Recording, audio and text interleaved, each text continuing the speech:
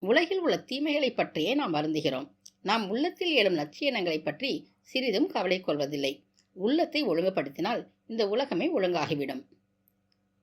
சுயநலமின்மை, சுயநலம் என்பவற்றைத் தவிர கடவுளுக்கும் சாத்தானுக்கும் எவ்வித வேறுபாடும் இல்லை. எப்போதும் பொறாமையை விலக்குங்கள். இதுவரையிலும் நீங்கள் செய்யாத மகத்தான காரியங்களை எல்லாம் செய்து முடிப்பீர்கள். நமது நாடு வீரர்களை வேண்டி நிற்கிறது. வீரர்களாக திகழுங்கள். இளைஞர்களே, தேச முன்னேற்றம் எனும் தேர் சக்கரத்தை கிளப்புவதற்கு உங்கள் தோள்களை கொடுங்கள். இளைஞர்களே, உங்களுக்கு என்னிடம் நம்பிக்கை இருக்குமானால், என்னை நம்புவதற்குரிய தைரியம் இருக்குமானால், ஒளிமயமான எதிர்காலம் உங்களுக்கு காத்திருக்கிறது என்பேன்.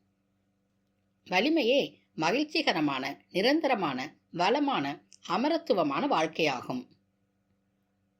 சுயநலம் என்பதை அறவே தூர எறிந்துவிட்டு வேலை செய்யுங்கள். என் குழந்தை